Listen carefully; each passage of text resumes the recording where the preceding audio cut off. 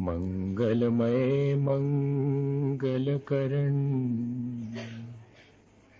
वीतराग विज्ञान नमो ताहि जाते भये अरहंतादि महान जो विद्यादि सागर सुधी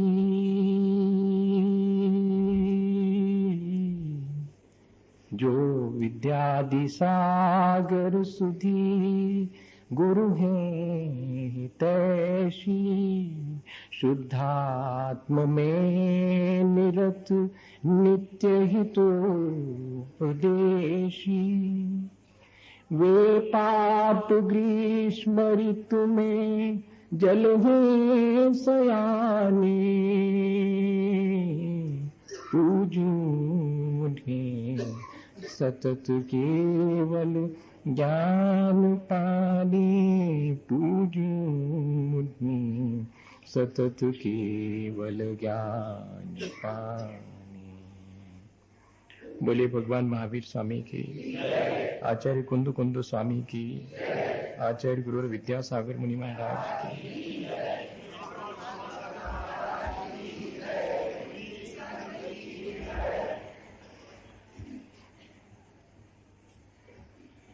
एक मित्र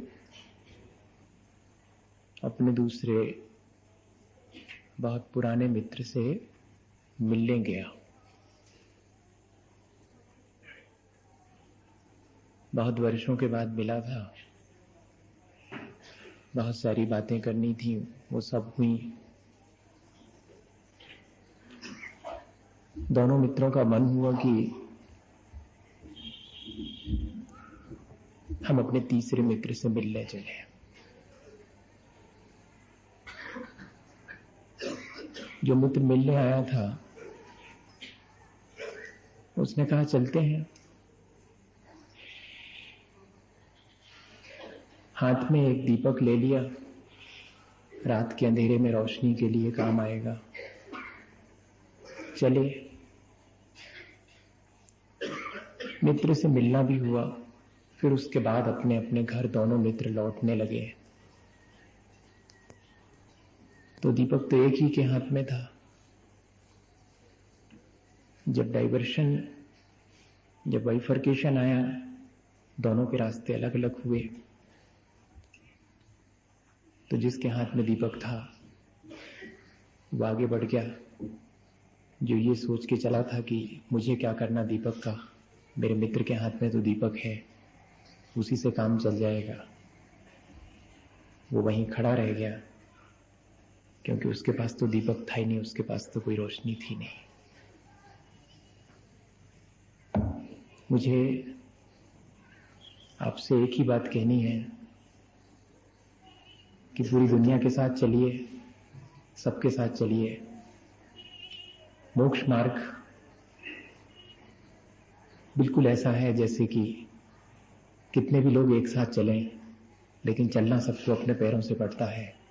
सबके पास अपना अपना दीपक होना चाहिए। कोई किसी के दीपक से कितनी दूर चल पाएगा। जब रास्ते बदलेंगे तो आप तो खड़े रह जाएंगे। अप दीवो भव, अपने दीप हमें स्वयं होना चाहिए। अगर हमने सच्चे देव गुरु शास्त्र का आलंबन भी लिया है तो काहे के लिए लिया है? उनका उपयोग वैशाखी की तरह नहीं करना है। उनका उपयोग हमें अपने भीतर वही देवत्व, वही गुरुत्व और वही अहिंसा तत्व जो कि शास्त्र में लिखा है, वो अपने भीतर प्रकट करके देखना है। ये आलंबन हमें सक्षम बनाने के लिए है। ऐसा ना हो कि इन आलंबनों के माध्यम से और हम इन पर डिपेंड हो जाएं और पूरा रास्ता ना चल पाए। जब भी हमें एक दृष्टि मिलती है, जब भी हमें कोई प्रकाश मिलता है, तो हमारी जिम्मेदारी हो जाती है कि हम उस प्रकाश का सही उपयोग कर लें। दीप मिला किसी दूसरे का जलता हुआ, तो उससे करना क्या है आपको? अपना बुझा हुआ दीप जरा नजदीक खिसका के जला लेना है। शायद देवगुरु शास्त्र इतना ही करते हैं कि हम थोड़ा सा नजदीक आए और अपने दीपक को उनसे जला लें। जिसके जीवन में एक बार वो दीप जल जाता है, उसके जीवन में क्या क्या परिवर्तन आते हैं, इन पर हम थोड़ा सा विचार करें। इसलिए जरूरी है कि हम ये मान के चल रहे हैं कि हमारे जीवन में कोई दीप, हमारे जीवन में कोई रोशनी हुई है। मैं तो कम से कम यही मान के चल रहा हूं। ऐसा मत मानिएगा कि मैं आपके भोपाल में हूं इसलिए आपके मन की बात कहूंगा या कि आपकी प्रशंसा करूंगा इसलिए ऐसा कह रहा हूं। नहीं, जो सच्चे देवगुरु शास्त्र के चरणों में झुकता है उसके जीवन में प्रकाश आए बिना नहीं रहता है। ये बात जुदी है कि किसी के में कमती आवे, किसी के में ज्यादा आवे, किसी को देर लगे, कोई जल्दी चला जावे। पर यह तो बहुत सौभाग्य है कि हम सच्चे देवगुरु शास्त्र के चरणों में झुके हैं, इसलिए हमारे जीवन में थोड़ी सी रोशनी तो आई है। अब उस रोशनी का उपयोग हमें कर लेना है। तब हमारे जीवन में कैसे परिवर्तन आएगा ये हमें देखना है। वो मालूम पड़ता है परिवर्तन हमारे अपने संबंधों से, और जीते भी हम संबंधों में ही हैं। सैकड़ों तरह के संबंध हमने बनाए हैं जीने के लिए। उन संबंधों को हम किस तरह जीते हैं ये अगर हम थोड़ा सा देख लें तो मालूम पड़ जाएगा कि हमने जो प्रकाश पाया है, जो कि हमारे मोक्ष मार्ग में सहयोगी होगा। एक संबंध होता है हमारा अपना शरीर से, एक संबंध होता है हमारा अपना बाहर की चीजों से, एक संबंध होता है हमारा व्यक्तियों से, और एक संबंध होता है हमारे आत्म तत्व से या कि हमारे खुद के परमात्म तत्व से।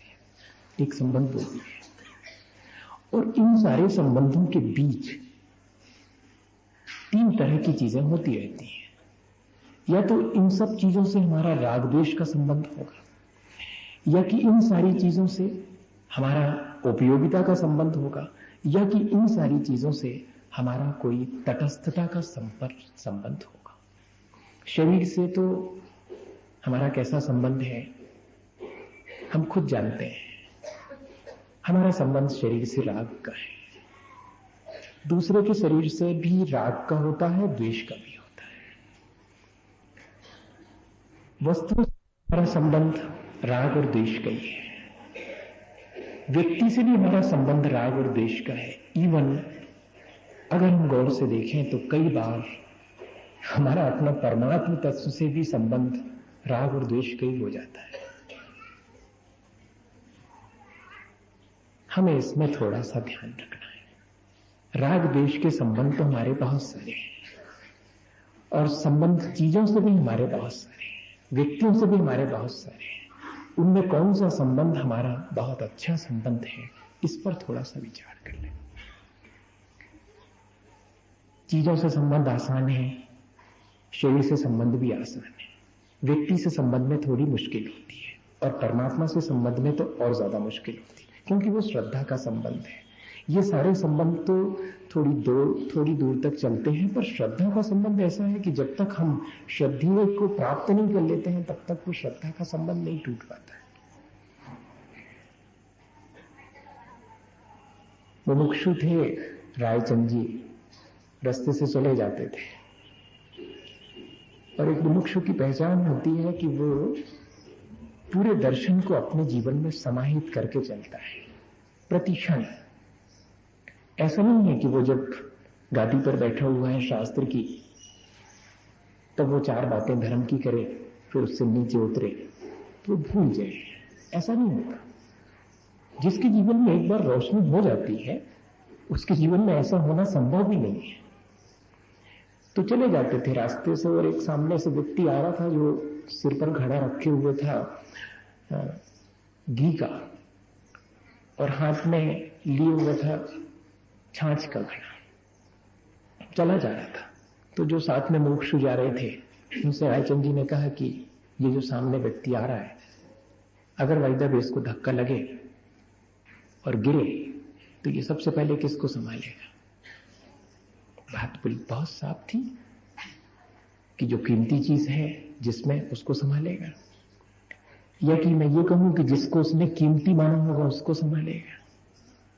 जो कीमती है और जिसको हमने कीमती माना है, दोनों में बहुत फर्क है, मानिएगा। जो कीमती है उसे संभालेगा, या जिसे उसने कीमती माना है उसे संभालेगा। घी को उसने कीमती माना है और घी कीमती है भी, इसलिए वो उसे संभालेगा।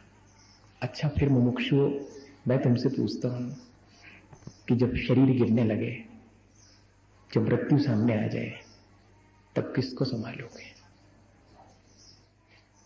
कहना बहुत आसान है, लेकिन मन से पूछना गौर से, किसको संभालोगे? शरीर गिरने लगता है तो हम बहुत चिंतित हो जाते हैं और आत्मा पतित होने लगती है, हम जरा भी चिंतित नहीं होते। इसका मतलब है कि हम जब कोई मुसीबत आएगी तो सबसे ज्यादा संभालेंगे हम इसी को, शरीर को ही संभालेंगे। हमने जिसको कीमत दे रखी है, जो कीमती है, वो तो मुंह से हम उच्चरित कर रहे हैं कि कीमती तो आत्मा है, लेकिन हमने कीमत किसे दे रखी है? ये हमारे संबंधों को हमें समझना है। हमने कैसा संबंध बना करके रखा है? शरीर के साथ तो हमने बहुत कीमत का संबंध बना के रखा है, और अपनी आत्मा के साथ में ऐसा कोई संबंध बना के नहीं रखा है। ऐसी चीजों के साथ भी हुआ, चीजों के साथ भी हमने संबंध राग और द्वेष के बनाए, या उपयोगिता के संबंध बनाए हैं। चीजें हमारे उपयोग में आ जाती हैं, हम उपयोग कर लेते हैं। व्यक्ति के साथ संबंध बहुत मुश्किल होते हैं, उपयोगिता के संबंध व्यक्ति के साथ भी बनाए हमने। चीजों के साथ संबंध में एक सुविधा क्या है, वो अपन थोड़ा सा चर्चा कर लें। जैसे कि आप तिजोरी में रुपए रख के जाएं, आपके अपने रुपए हैं, आप बहुत सारी यात्रा करके लौटे, रखे मिलेंगे, या कि आप एक कुर्सी जो है किनारे पर कहीं रख के चले जाएं, जब आप वापस लौटेंगे वहीं रखी मिलेगी। चीजों पर हमारा अधिकार चल जाता है, लेकिन अगर उस कुर्सी की जगह अपने बेटे को बिठा के जाएं, आप जब लौट के आएंगे तो वहां बैठा नहीं मिलेगा, बहुत मुश्किल पड़ती है। व्यक्ति के साथ संबंध बनाने में बहुत इसलिए मुश्किल पड़ती, क्योंकि हम उस पर कोई अपना वर्चस्व नहीं कर पाते, उस पर अपना कोई अधिकार नहीं जमा पाते। और चीजों के संबंध में एक सुविधा है कि वो ट्रांसफरेबल है, चेंजेबल है। कार पुरानी हो गई, खड़ा कर दीजिएगा मार्केट में, बिक जाएगी, उसको फुलफिल करने के लिए दूसरी आ जाएगी उसकी जगह पे। लेकिन आदमी बेकार लगने लगे, उसको हटा के रिप्लेस करके उसकी जगह किसी दूसरे को लाके रखा जा सकता है। रिप्लेसमेंट संभव नहीं है। आत्मा के संबंधों में रिप्लेसमेंट संभव नहीं है। चीजों के संबंध में तो ऐसा संभव है। इसलिए हमने आत्मा के संबंध धीरे धीरे कम करना शुरू कर दिए हैं, चीजों से ज्यादा जोड़ना शुरू कर दिया है। हमें गौर से देखना चाहिए, क्योंकि रोजमर्रा के जीवन में हम जूझते हैं, इन संबंधों से जूझते हैं, और सारा दर्शन हमारा यहीं पर जाकर के हमें समझ में आता है कि हमने अपने भीतर क्या पाया है, हमने किसे कीमत दी है अपने जीवन में। जब रामकृष्ण मरने लगे थे, तब शारदा की आंख में आंसू थे। रामकृष्ण ने कहा कि सुनो, अगर इस शरीर को रामकृष्ण माना हो तो अभी क्या, जिंदगी भर मेरे मरने के बाद रोती रहना, क्योंकि ये शरीर मर जाएगा। और अगर तुमने मुझे, मेरे भीतर की आत्मा को रामकृष्ण माना हो, ये ध्यान रखना ये मरेगा नहीं, इसलिए एक भी आंसू नहीं गिरना चाहिए।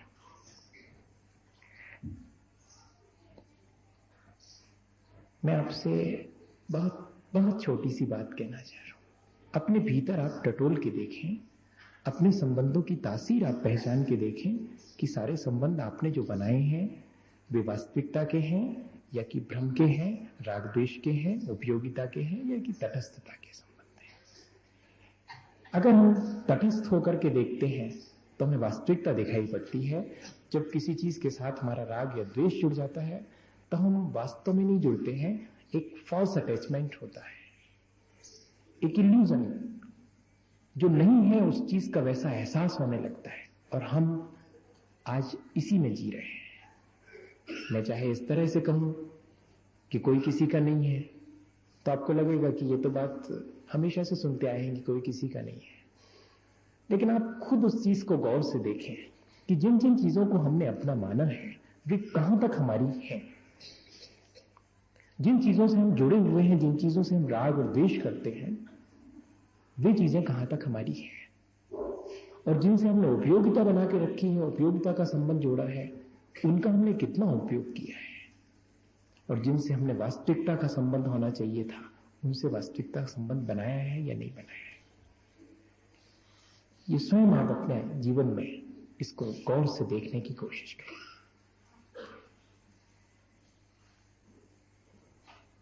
मैं जहां आपको ले जाना चाह रहा हूं, थोड़ी सी मुश्किल तो आपको पड़ेगी। मैं धीरे धीरे आपको वहां ले जाना चाह रहा हूं, वास्तविकता के संबंध की तरफ ले जाना चाह रहा हूं। पर एक छोटी सी घटना थोड़ा सा हल्का करने के लिए अपन उसके बीच डाल देते हैं। मुझे लग रहा है कि शायद मेरी बात कठिन पड़ रही है। मेरी कोशिश है कि मैं आपको संबंधों की वास्तविकता बता सकूं। सिर्फ ये कह करके टाल देना कि कोई किसी का नहीं है, बात तो वही है, पर एक मां के दो बेटे थे, शायद बात समझ में आए। और वे दोनों बेटे 20-20 बरस के हो गए थे, जुड़वा बेटे थे। एक दिन जब वो नदी नहाने गए तो वापस नहीं लौटे, वापस उनका शरीर लौटा था।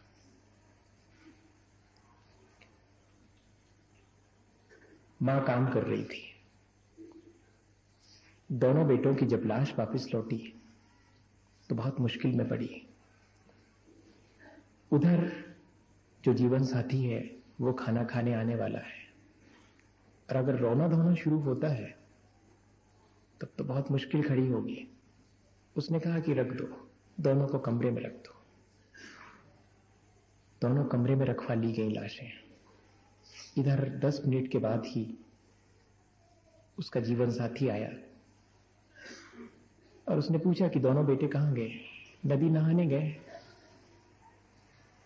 जल्दी से तैयार हो जाओ, खाना बन गया। कितना मुश्किल पड़ता होगा ऐसा करना। आप कर सकते हैं ऐसा? कह सकते हैं ऐसा, लेकिन कर नहीं सकते ऐसा। इतना तटस्थता का संबंध, अगर आपने चीजों को ठीक ठीक से समझा होगा तो उनके साथ आपका ऐसा ही संबंध होगा। और जीवन साथी खाना खाने बैठा हुआ है और मालूम उसे वो तटस्थता का बोध करवाना चाहती है। उसने कहा कि वो बाजू वाला अपनी नसैनी मांगने आया था, कहता था कि बहुत दिन से आप हमारी नसैनी रखे हैं, अब आपका काम हो गया हो तो दे दीजिएगा। तो क्षमा करना, मैंने तुमसे बिना पूछे ही नसैनी वापस लौटा दी है। तो जीवन साथी हंसने लगा खाना खाते खाते, बोले ये कौन सी बात तुमने उठा दी? अरे इसमें क्या मेरे से पूछने की बात थी? नसैनी दूसरे की थी, अपन ने काम के लिए ली थी और अपना काम सट गया तो वापिस कर दिया। नहीं भी पूछा मेरे से तो ऐसी कौन सी बड़ी बात है? ठीक है। खाना खा करके उठा, उसने कहा कि आओ जरा कमरे में आओ। कमरे में जाकर के दिखाया कि ये दोनों लाशें पड़ी हैं, 20 साल के लिए हमारे लिए किसी ने दिए थे। आज अचानक उसने कहा कि हम वापस ले लेते हैं, तुम्हें कुछ कहना तो नहीं है? कुछ भी नहीं कह सका। इतना ही संयोग था, इतने दिन तक संयोग था। ये क्या कम था? जैनन जी ने लिखा है एक जगह कि दो व्यक्ति एक साथ नहीं रह सके, अलग अलग हो गए, इसमें आश्चर्य नहीं है। दो लोग इतने दिन तक एक साथ कैसे रहे, आश्चर्य तो इसमें है। क्योंकि अगर दो होके रहे होंगे तो मानिएगा ज्यादा दिन नहीं रह सकते, और दो एक होके रह नहीं सकते। ये दो एक होकर के रह रहे हैं, लेकिन कितने दिन रहेंगे? जितने दिन रह सकते हैं उतने दिन न रहेंगे। ये संबंध ज्यादा दिन का नहीं है। जितने भी संबंध हमने बनाए हैं राग द्वेष के, चाहे चीजों से बनाए हों, चाहे शरीर से बनाए हैं, चाहे व्यक्तियों से बनाए हों, ये संबंध ज्यादा दिन के नहीं है। इस बात का एहसास हमें रोशनी, सूरज की रोशनी की तरह हो जाना चाहिए। ये बात हमारे जीवन में बहुत भीतर से घटित हो जानी चाहिए। भेद विज्ञान की बात तभी शायद सार्थक होगी, हमारा भगवान के निकट आना तभी सार्थक होगा, क्योंकि प्रतिक्षण वे हमें ये संदेश दे रहे हैं, शास्त्र स्वाध्याय हमें ये संदेश निरंतर दे रहा है कि संबंधों की तासीर पहचानो, चाहे वो अपना शरीर से संबंध हो, चाहे वो बाहर के पर पदार्थों से संबंध हो। हम अगर इन चीजों को नहीं पहचानेंगे और इनके साथ एक भ्रम का संबंध बनाए रखेंगे, तब हम कितना भी ज्ञान प्राप्त कर लें, कितना भी आचरण पवित्र हमारा हो जावे, लेकिन हमारे जीवन में जो आध्यात्मिक चेतना घटित होनी चाहिए वो घटित होना बहुत मुश्किल है। एक आखिरी संबंध जो इन सब संबंधों से बड़ा संबंध है वो श्रद्धा का संबंध है। उस श्रद्धा के संबंध के बारे में थोड़ी सी बात अपन कर लें। वैसे एक बहुत अच्छी घटना सुनाने के लिए मेरा मन बना है, पर समय बहुत थोड़ा सा है, मैं शायद वो बात नहीं कह पाऊंगा, इसलिए रुक जाता हूं, दूसरी घटना सुनाई देता हूं। आपके भाग्य में होगी तो फिर बैठेंगे और फिर उस बात में बात करेंगे, क्योंकि आधे घंटे लग जाएगा। प्लीज, मैं सुना सकता हूं, लेकिन मैंने आपसे नहीं पूछा, क्या करूं, मैं पूछ भी नहीं सकता क्योंकि मेरे पास समय का बंधन है। मैं सुनाऊंगा, फिर मन बनाऊंगा, पर आज दूसरी घटना प्लीज। हमारी श्रद्धा के संबंधों के बारे में, हमें कैसा संबंध हमारी श्रद्धा का हो, परमात्मा से हमारा संबंध कैसा हो, सच्चे देव गुरु शास्त्र से हमारा संबंध कैसा हो। चलिएगा, अगर पता नहीं फिर मेरा मन बना कि नहीं, और पता नहीं फिर समय आया कि नहीं, मैं बहुत हिम्मत कर रहा हूं कि समय का उल्लंघन कर जाऊं, तो सबसे पहले आपसे क्षमा मांग ले रहा हूं। एक बहुत छोटा सा बेटा था, वो अपनी मां के एक ही अकेला था, मां के भी आगे पीछे कोई नहीं था। मां के अगर कोई था तो उसका अपना भगवान था, जहां की उसकी श्रद्धा थी। भैया, भगवान कहीं होता हो या नहीं होता हो, अगर हम झुकना सीख गए हैं, अगर हमारे भीतर श्रद्धा आ गई है, तो जहां माथा टेकेंगे वहां भगवान को प्रकट होना पड़ेगा। अगर हमारी श्रद्धा के संबंध ऐसे हैं, तो अगर हमारी दृष्टि में इतनी निर्मलता आ चुकी है, तो जब बेटा बड़ा हुआ तो मां का मन हुआ कि वो उसे पढ़ा लिखा करके थोड़ा समझदार बना दे। हर मां का मन होता है, हर पिता का मन होता है कि ये मेरा एक ऐसा संबंध है जिसमें कि हम दूसरे के कल्याण की चिंता करते हैं, भले ही अपने स्वार्थ की वजह से करते हो, लेकिन कल्याण का अगर हम भाव रखते हैं दूसरे से संबंध जोड़ने के लिए, तो वो संबंध हमें धीरे से श्रद्धा की तरफ ले जाता है। और उस माँ ने स्कूल में उसका नाम लिखवाना चाहा, पर आसपास कोई स्कूल नहीं था, लगभग 2-3 किलोमीटर दूर स्कूल था।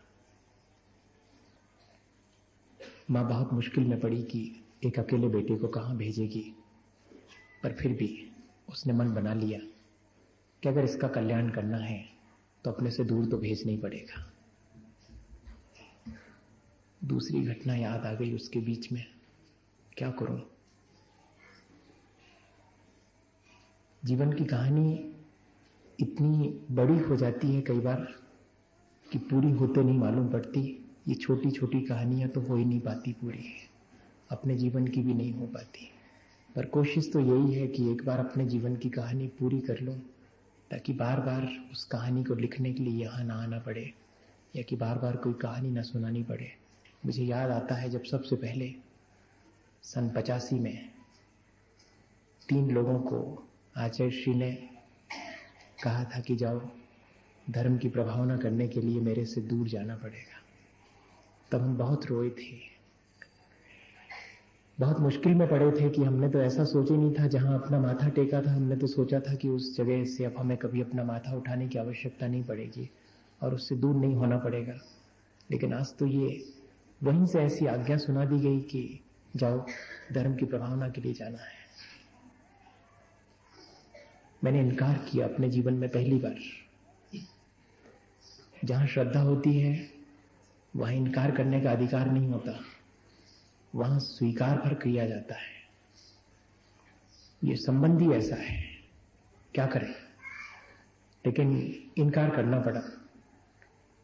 और इनकार भी ऐसा नहीं किया था, ये कहा था कि मैंने तो सोचा भी नहीं था कि आपसे दूर जाना पड़ेगा और आप ही मुझे अपने से दूर कर रहे हैं जहां मैंने माथा टेका है। तो आचार्य श्री ने एक बात कही थी, उन्होंने कहा कि मैं कहां तुम्हें अपने से दूर भेज रहा हूं। जो शिष्य मेरी आज्ञा मानता है वो मेरे से दूर होकर के भी मेरे निकट है, और जो मेरी आज्ञा नहीं मानता वो मेरे निकट रह करके भी मेरे से बहुत दूर है। श्रद्धा के संबंधों की बात कर रहा हूं। माँ ने भी सोचा कि मेरा बेटा मेरे से दूर हो कैसे सकता है, स्कूल ही तो पढ़ने जा रहा है। और अगले दिन उसे तैयार करके कहा कि जा, स्कूल जाना है। तो बेटे ने बहुत जल्दी आसानी से स्वीकार कर लिया कि हाँ चले जाऊंगा, स्कूल जाना है और मां कह रही है। पर बीच में एक जंगल पड़ता था स्कूल के रास्ते में।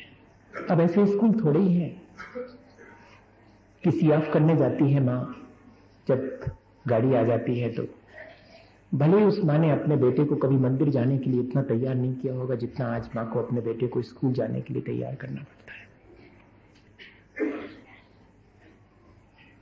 पिता को भेजने जाना पड़ता है, कभी मंदिर लाने के लिए उसने इतनी तैयारी नहीं की होगी। खैर, हमारे संबंधी ऐसे हो गए हैं कि बिटिया पढ़ लिख जाएगी तो दहेज कम देना पड़ेगा, बेटा पढ़ लिख जाएगा तो दहेज ज्यादा मिलेगा। पढ़ना लिखना उसका इतना मायने नहीं रखता जितना कि हमारे स्वार्थ सिद्धि के लिए हम उसको तैयार करते हैं। मैं आपसे संबंधों की बात कर रहा हूं, मैं आपको कोई मुश्किल में नहीं डालूंगा। वैसे भी आपने एक मुश्किल तो खड़ी की है, 2 महीने के लिए काहे को रोक रहे हैं, बहुत परेशानी होगी आपको।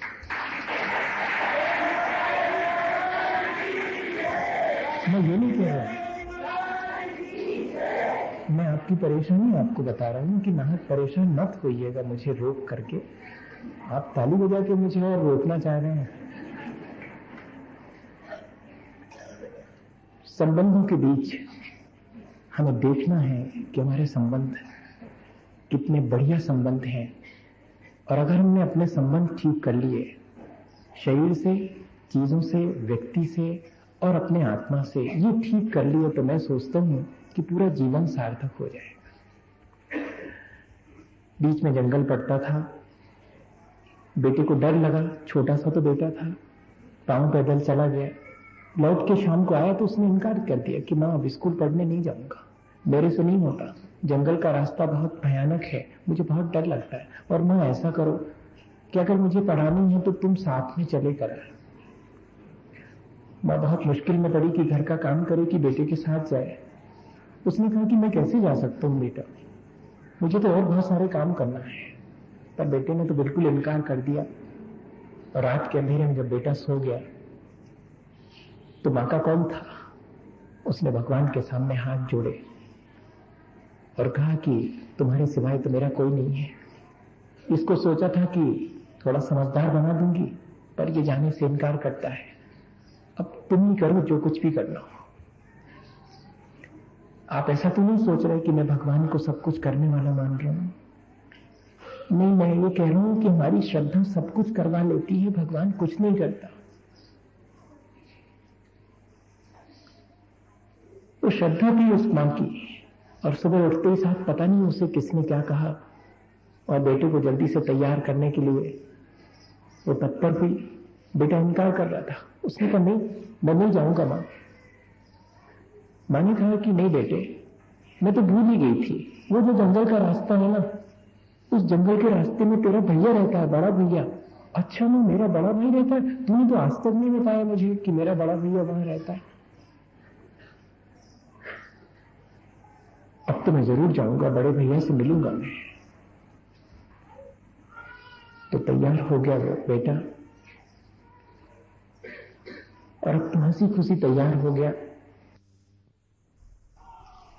चला वो बेटा, मां से विदा लेकर चला, और उसे अचानक याद आया कि क्यों, अगर बड़ा भैया वहां आवाज तो देना पड़ेगी, तो किस नाम से पुकारूंगा। आपको शायद याद आ गई हो ये कहानी,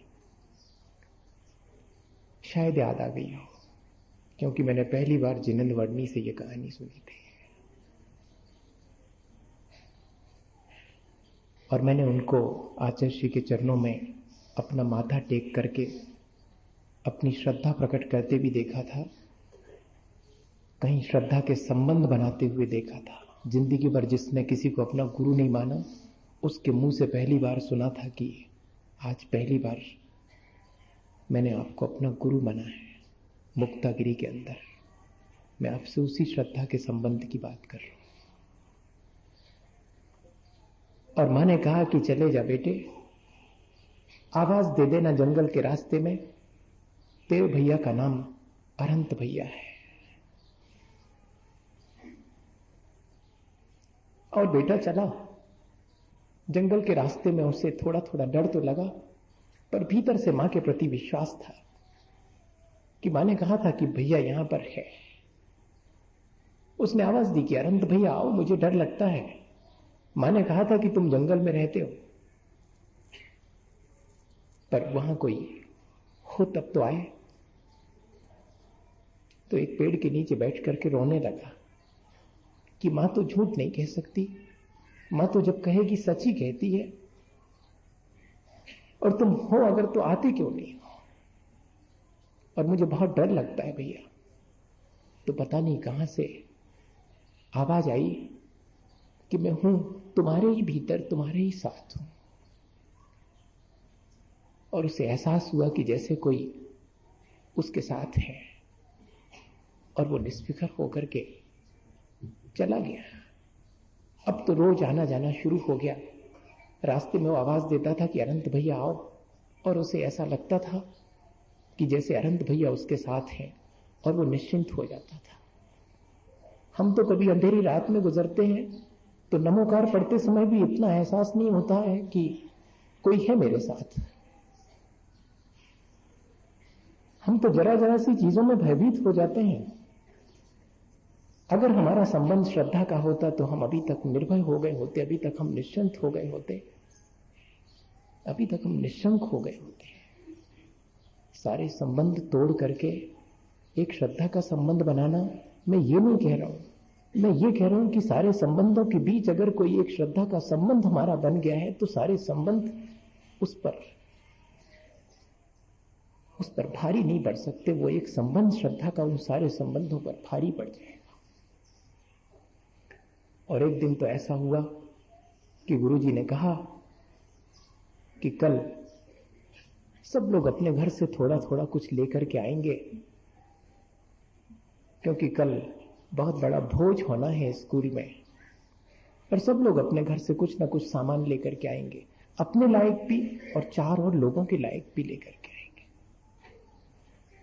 गया, वापस घर लौटा, मां से कहा कि कल गुरुजी ने कहा है कि अपने साथ कुछ लेकर के आना है, खाने पीने का सामान, वहां बहुत सारे लोग खाएंगे।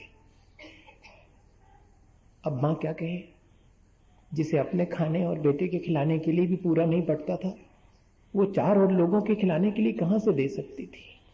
लेकिन बेटे के माथे पर हाथ फेरा और कहा कि सो जा, कल सुबह कोई उपाय करूंगी। और रात जाकर के फिर अपने कमरे में उसने भगवान के सामने हाथ जोड़े और कहा कि मेरा तो तुम्हारे सिवाय कोई नहीं है, मुझे कुछ रास्ता नहीं सूझता। तो ये कहता है कि कल स्कूल जाने पर कुछ ना कुछ लेके जाना है, मुझे कोई रास्ता बताना।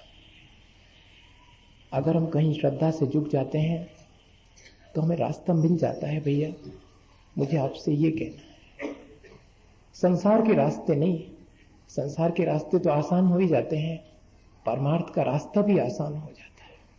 और सुबह जैसे ही उठी मां तो उसने कहा कि जा, मैं क्या दे सकती हूं तेरे लिए, तेरा अनंत भैया जंगल में मिल जाएगा, उससे कहना कि गुरुजी ने कुछ मंगाया है, वो तेरे को दे देंगे, जो वो दे दे वो ही ले जाना वहां पर।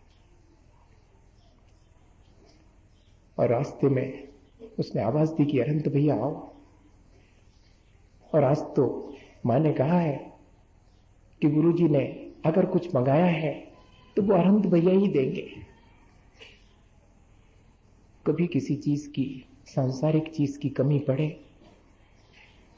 और हमें ये एहसास हो कि इन सब चीजों की क्या जरूरत है, मेरे पास तो मेरा भगवान है, तो शायद वे चीजें ना होकर के भी होने का एहसास दे जाएंगी, वरना तो चीजें होकर के भी अपने होने का एहसास नहीं करा पाती।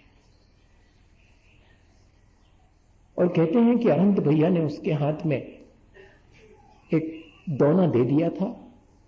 दे क्या दिया था? कह दिया था कि एक दोना बना ले अपने हाथ से।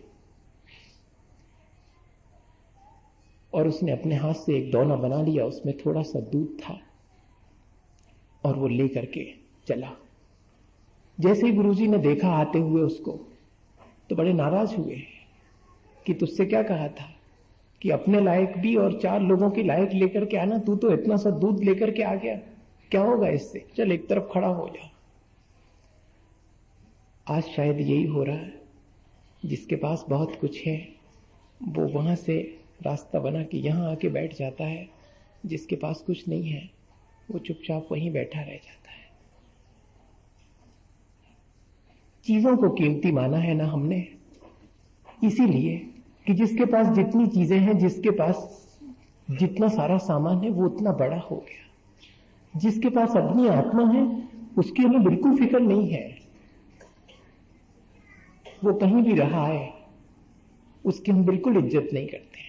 तो उसकी भी इज्जत नहीं हुई, क्योंकि उसका संबंध तो श्रद्धा का संबंध था। वो तो श्रद्धा से इतनी छोटी सी अपनी दूध लेकर के आया था जरा सा, वो भी दोने में लेकर के आया, खड़ा हो गया एक तरफ। लेकिन मन नहीं माना। जब सब लोगों के लिए परोसा जा रहा था तो उसके मन में भी आया कि मैं क्या करूं, मैं तो किसी को कुछ दे भी नहीं सकता हूं, और लोग मुझे भी क्यों देंगे, क्योंकि मैंने किसी को नहीं दिया तो मुझे कैसे मिलेगा। उसने कहा कि हो ना हो, न मां गलत हो सकती, ना अरहंत भैया का दिया हुआ थोड़ा हो सकता है, भले ही थोड़ा सा दिखता हो, लेकिन कम से कम एक आध के काम तो आएगा। और कहते हैं कि उसने पहले वाले के कटोरे में और उस थोड़े से दूध को डालना शुरू किया, तो सामने वाले को कहना पड़ा कि ठहर तो जा, कटोरा पूरा भर गया है। और अगले वाले को देना शुरू कर दिया, उसका भी भर गया, और जिसको देता चला जाता था उसका भर गया, और दोने में दूध तो उतना ही रह गया।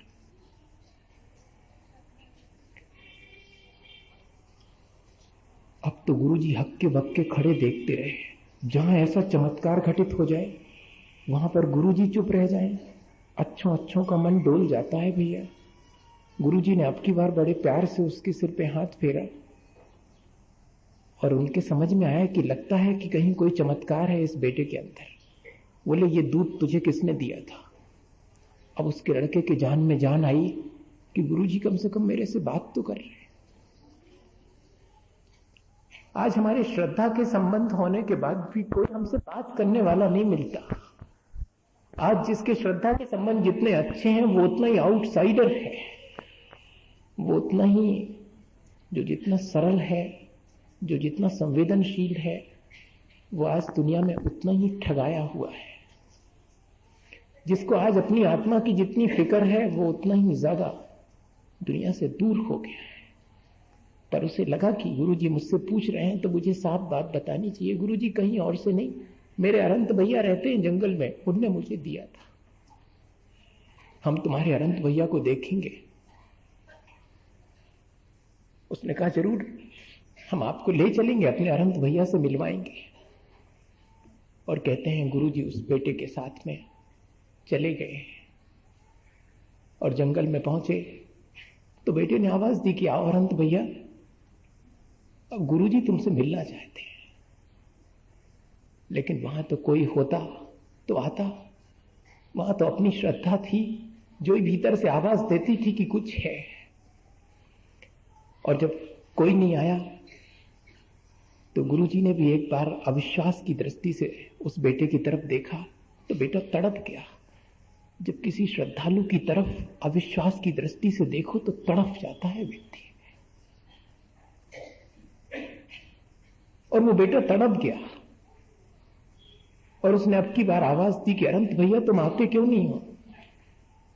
अनंत भैया अगर तुम हो तो आओ, वरना गुरुजी तो कभी भी मेरी बात पे विश्वास नहीं करेंगे, कोई मेरी बात पे विश्वास नहीं करेगा और सब ये मान लेंगे कि तुम नहीं हो। तो आवाज आई कि मैं तुम्हारी मां के बुलाने से आ सकता हूं, मैं तुम्हारे बुलाने से आ सकता हूं, लेकिन गुरुजी को अभी देर लगेगी। जो श्रद्धा से बुलाता है उसके पास आ सकता हूं, जिसके भीतर श्रद्धा ही नहीं है उसके पास आकर के क्या करूंगा? जिसके भीतर श्रद्धा है भैया, उसके लिए परमात्म तत्व दिखाई पड़ता है, बाकी दुनिया के लिए तो शरीर और चीजों के अलावा यहां कुछ दिखाई नहीं पड़ता। एक बार अपने भीतर वो अंतर्दृष्टि, वो श्रद्धा की आंख पैदा कर लेना, जिससे कि अपने भीतर छिपा हुआ कोई परमात्म तत्व, कोई अरहंत भैया, अपने भीतर छुपी हुई अरहंत तत्व की शक्ति दिखाई पड़ने लगे, तो ऐसे मारे मारे नहीं फिरना पड़ेगा। न मुझे यहां बैठ करके आपसे कुछ कहना पड़ेगा, न आपको यहां बैठ करके कुछ सुनना पड़ेगा, क्योंकि हर एक के भीतर वही कुछ बैठा हुआ है जो कि शाश्वत है, जो कि बहुत दुर्लभ है, जिसे पाने की हम सब की चेष्टा है। सारे संबंधों के बीच आप इस श्रद्धा के संबंध को भी अपने जीवन में बनाने की कोशिश करिएगा, तो सारे संबंध सार्थक हो जाएंगे, हमारा जीवन भी सार्थक हो जाएगा। एक बार अपने भीतर छुपे हुए उस आत्म तत्व को जागृत करने के लिए अपने सच्चे देव गुरु शास्त्र के प्रति अपने समर्पण को, अपनी श्रद्धा को बनाने की कोशिश करें।